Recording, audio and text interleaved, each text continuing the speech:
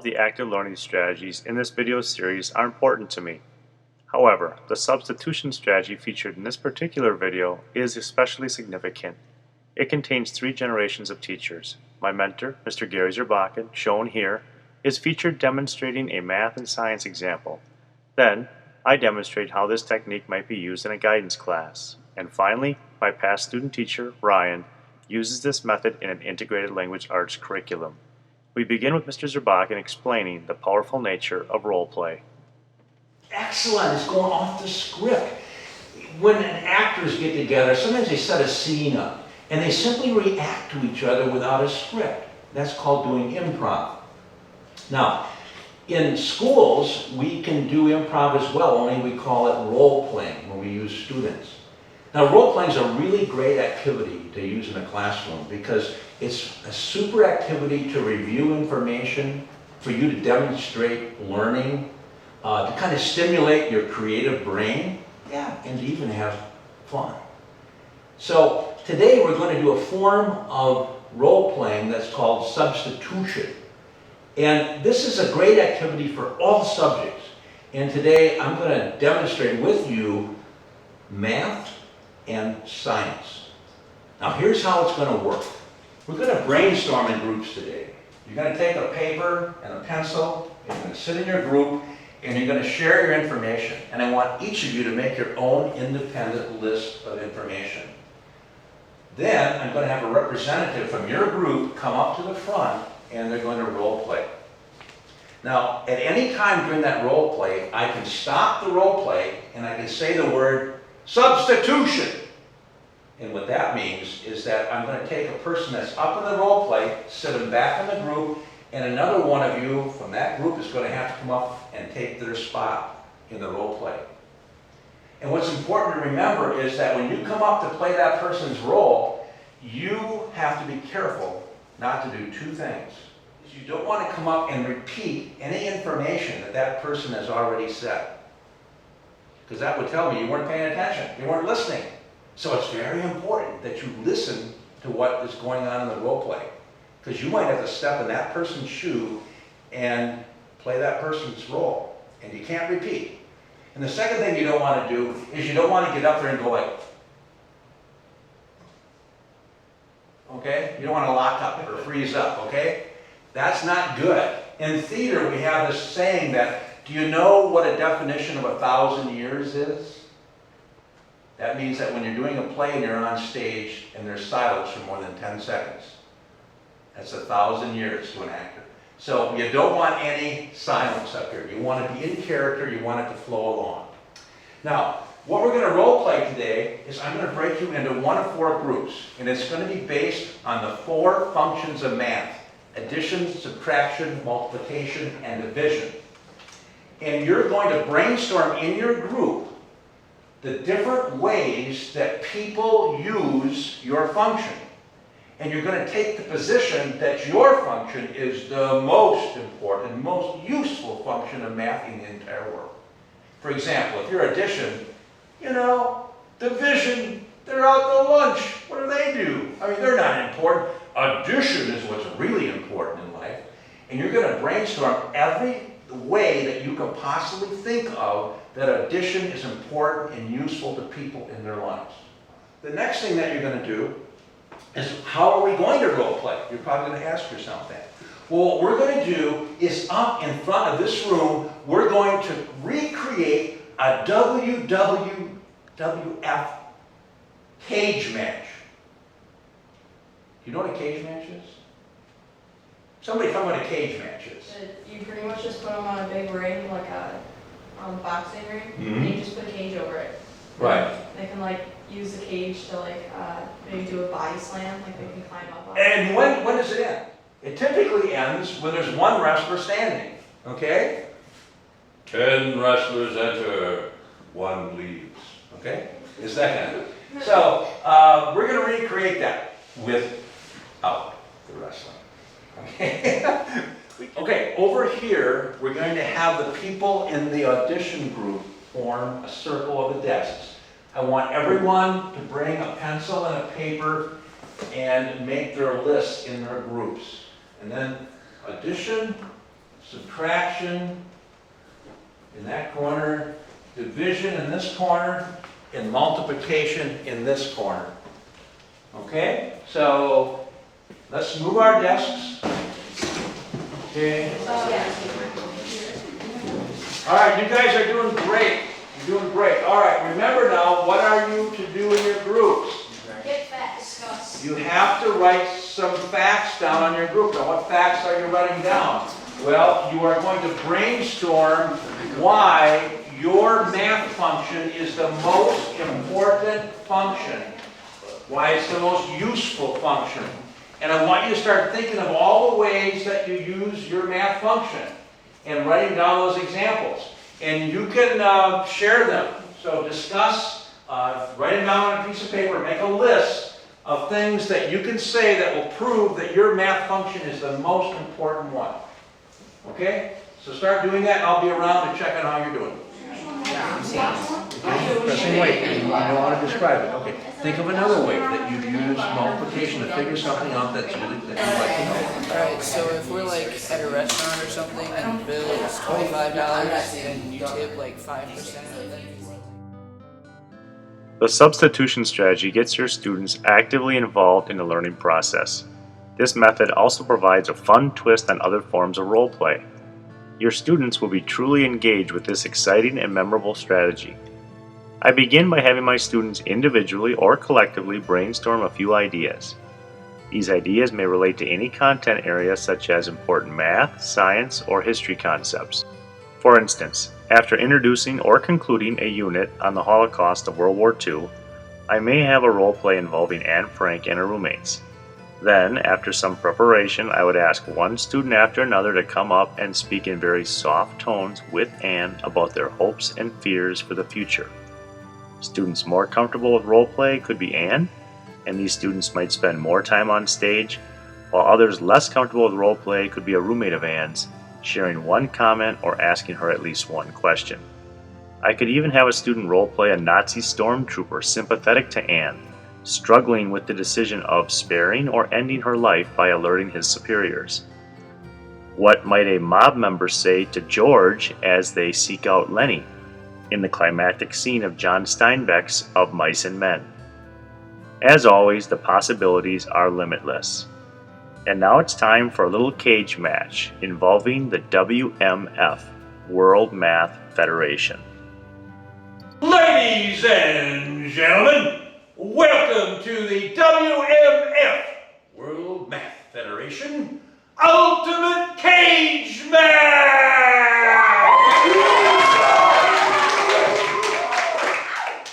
All right, let's lower the cage. Now, watch it. Let's get ready to rumble!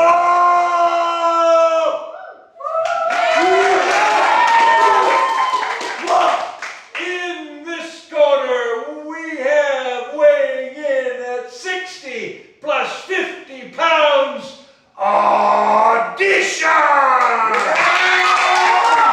Audition. In this corner, weighing in at 200 minus 90 pounds, we have Subtraction! Subtraction!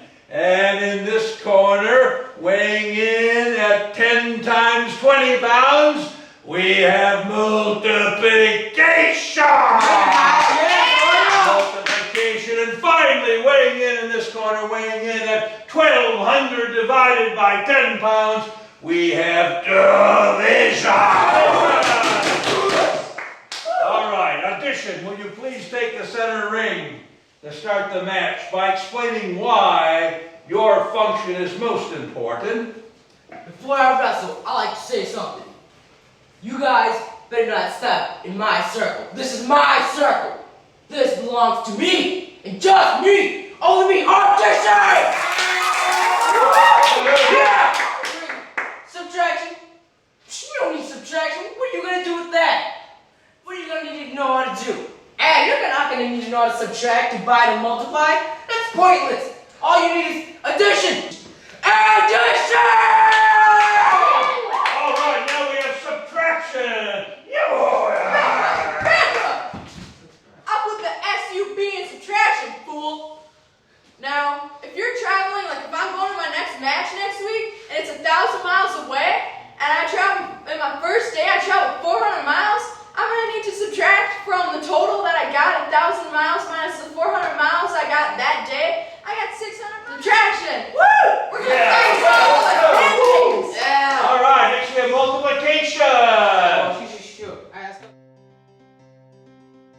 The students involved in this strategy did a wonderful job.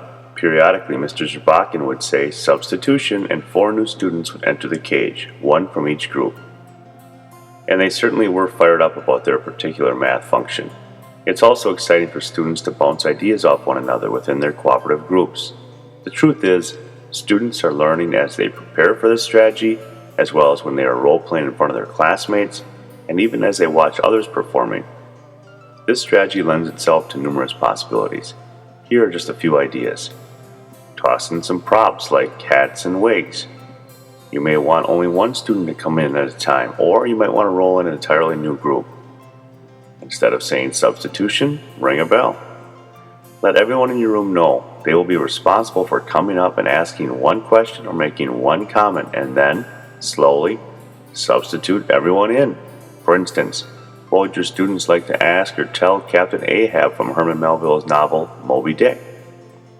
If a student's up to the challenge, allow him or her to take the main role. Have an in-depth discussion as you conclude this strategy. Student participation is usually very good, and they truly enjoy themselves. If students refuse to participate, I do not force them. I believe they are still learning as they observe their classmates, and in demonstrating patience, it is my sincere hope they will be more likely to participate in the future. And now, in an effort to help encourage proper debate etiquette, Mr. Zerbakin, aka Art Firm, changes his tone and demeanor as the students, in this science example, debate the merits of solids, liquids, and gases. Each of you are going to be in a different group. Some of you are going to be solids, some of you are going to be liquids, and some of you are going to be gases. And you're going to think about why your state of matter is so important, so vital, so essential. And I want you to make a list of these things. And then after you've brainstormed for a while, you're going to come up front and you're going to take a position underneath your form of matter and you're going to begin to debate it. You're going to be telling the rest of the class and the other debaters up here why your state of matter is absolutely the most important and the most essential state of matter. And so that'll go on for a while, and then I'm going to blow the whistle, or I'll perhaps just say that we're going to switch to a substitution situation, and then I'm going to bring other people up from the class to take different roles and continue the debate. So pay attention when you're out there so that you don't use some of the same information or facts that have already been used. Do you have any questions or concerns about what we're doing here?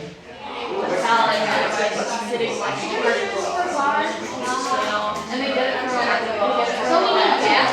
What are you trying to do? I make a salad.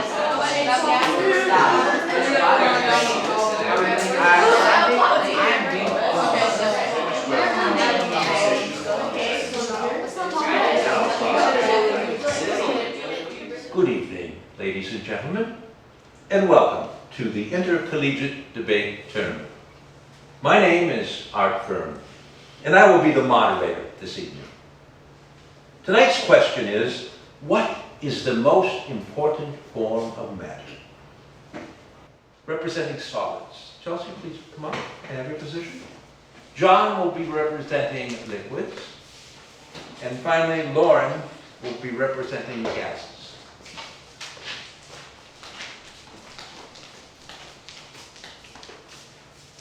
We did a random drawing before the debate, and we have determined that they will go in that order, just to be fair to everyone. So, with that said, we will start by having solids. Thank you. It is that time of year again. The family vacation everyone knows and loves. Your bags are packed, you're driving in the car. All of a sudden, a lake is in front of you. There's you on one side of the road and your hotel on the other. But there's no way to get across. So your choice is to either grab your bags and swim across, or take the nice, sturdy, solid bridge. And that is why I think solids are the most important state of matter.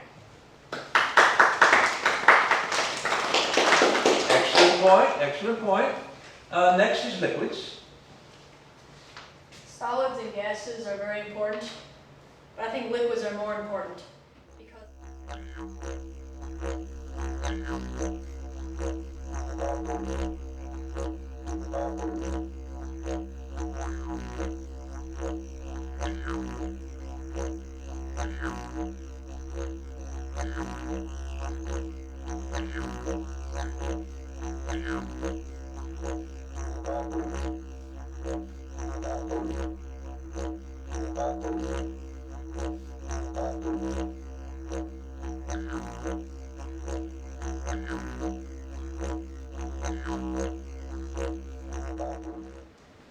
our guidance unit on bullying, I really enjoyed reading The Revealers by Doug Wilhelm, because I think it provides good insight into effective and ineffective methods for dealing with bullies.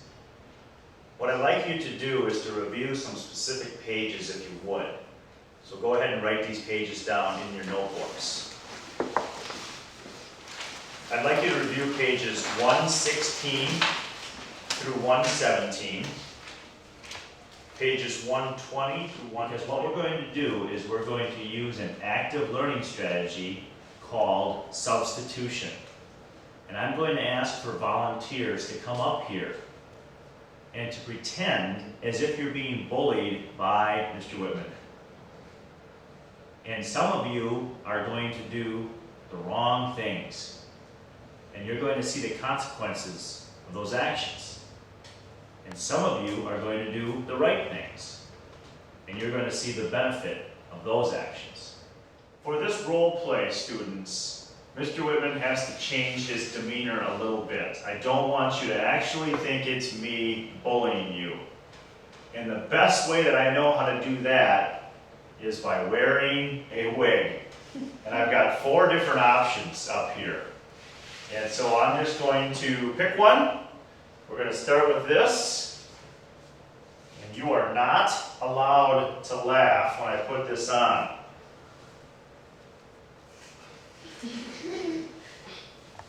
How does that look? Awesome. That look fabulous? Yeah. Gorgeous. Wow. Love it. I haven't had this much hair since college. And I asked you to review your handout on the do's and don'ts of effective and ineffective methods of dealing with bullies. And I'm going to ask for a volunteer right now for appeasement. Let's tackle appeasement. And appeasement basically means that you're doing things that the bully asks you to do because you believe that if you do a few things, it's all going to be okay, that he or she will stop bullying you. Let's see if it actually works that way. All right, do I have some volunteers who would be willing to try that? Okay, I got a few of you. Chelsea? Chelsea, I want you to come up and I want you to stop right about here. Good. And I'm going to ask you a few questions. You ready? Yeah.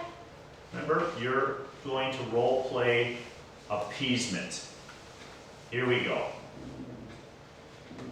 Chelsea! I haven't seen you since I don't know when. Yeah. You got your lunch money today? Yeah, I do.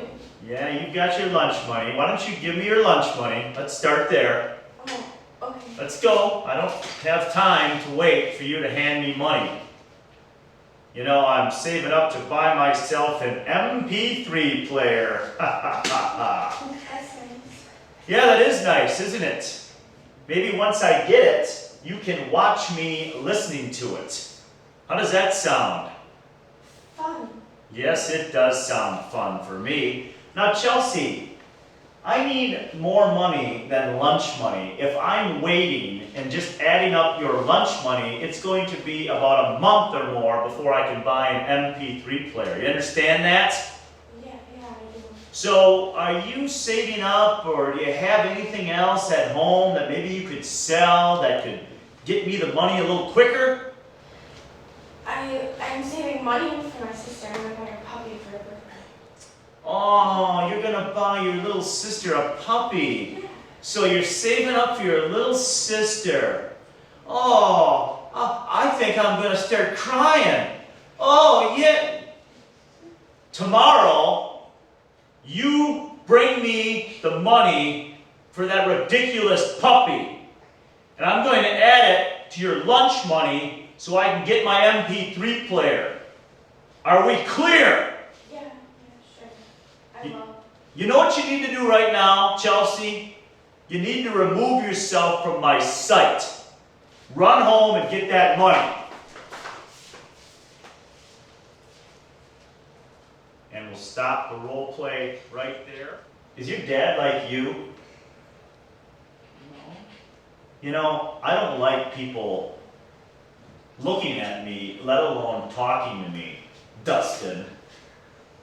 Do you understand that? And I think I'm so angry that I'm actually going to get myself up and out of this chair. Let's see if your little advice about getting in my face, let's see how that works out for you. How does that sound, Dustin? I can't even believe that you'd say something like that to me. It's ridiculous. You go home and you tell your dad that maybe he should come to this school and maybe he should punch me in the face. You got it? Okay. Let's give him a little something. Here, Dustin, come back up here.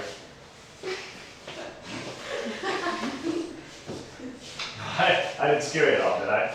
No. Okay. But just for the record, that advice, hey, just get into his face, it usually, maybe if I could be so bold to say, never works. Why? Because a bully feels like he or she has to dominate you, and it turns into a power struggle. And I do not want to lose that power struggle, especially if I have all the members of my clique or my posse or my gang watching every move that I make. I do not want to look weak, and I'll do whatever I have to do to show my dominance over him. So do not use that as a strategy. Any questions? Give it up again for Dustin. Good job. And now it is time for another substitution. But this time, we're going to start doing things that are more effective. All right, do I have a volunteer who's willing to come up and do this? Hey, Yuli, I like those shoes. Why don't you take those shoes off and give them to me so I can wear them? No, you can't have my shoes. Where did he go? All right, Yuli, come back up here.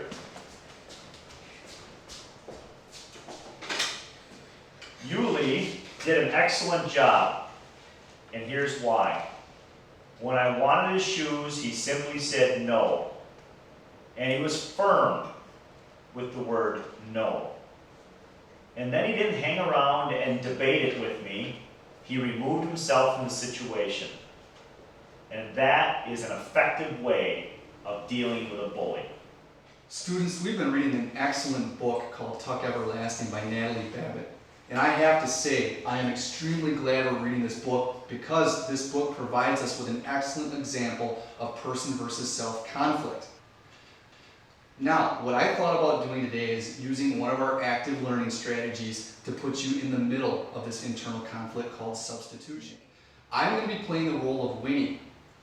And I'm going to be looking for some people to come up here and substitute in and give me some advice while I'm in character as to what I should do with this newly discovered spring. You ready to do this? Yeah. John, thank you. Why don't you come on up here and have a seat?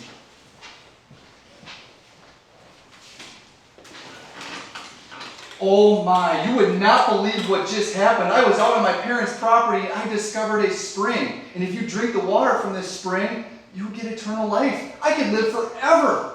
If you were me and in my shoes, what would you do? Well, Whitney, if I were you, I wouldn't drink from the spring. And here's why. If you drink from the spring, you won't be able to experience your whole life, only a little part of it. You'll only be able to stay at the age you are right now. Then you'll just see all your relatives go by and pass you up. That's a really good point. That's great advice. It's a good thing you showed up because I was about ready to drink from that spring. And it's good that I'm taking a little more time to think about this. I'd have to stay exactly as I am right now and watch everybody around me, my friends and my relatives, get older. I don't know about this yet. I'm going to substitute somebody else in if I could. You would not believe what just happened to me. I was out on my parents' property and I discovered a spring. And if I drink the water from this spring, I can live forever. I don't know what to do, whether I should drink the water or not. Can you give me some advice, what you would do if you were me? Well, Winnie, if I was you, I would definitely drink from the spring. Because as advanced as technology is now, imagine what it'd be like a few years down the road.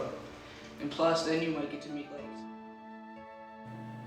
For this Making Connections moment, I simply want to encourage all teachers to invite trusted colleagues, whether they are new or seasoned veterans, into their classrooms. As I mentioned at the beginning of this video, I have been blessed with several mentors. Mr. Gary Zerbakken is a mentor and lifelong friend. While many traditional models of staff development have a lone administrator observing their teachers once or twice a year, or sometimes never, and while their feedback can be crucial, especially in the area of classroom management, inviting in a trusted colleague can be considerably more impactful. Mr. Zerbakken observed my class several times, and while he was always kind, he gave me specific feedback that has shaped my approach to every lesson. For instance, he taught me to make my lessons relevant in some capacity to the lives of the students. Beyond some standardized test, why should our students care about the lessons we are teaching? He would ask. Relevance means everything, and that is a lesson I learned after inviting a trusted colleague into my classroom. Okay, now look at all these people here. You don't need addition or subtraction. I mean, come on, you learn those in like the first grade. And then division, you can use a calculator for that. Multiplication is where the real work comes in. Now, let's talk about something really important in life. Shoes. Say you have a shoe rack in your closet. How are you going to know how many pairs of shoes you have unless you multiply? You have 21 pairs of shoes, and everyone needs to know how many pairs of shoes they have. Yeah! What did you got to say about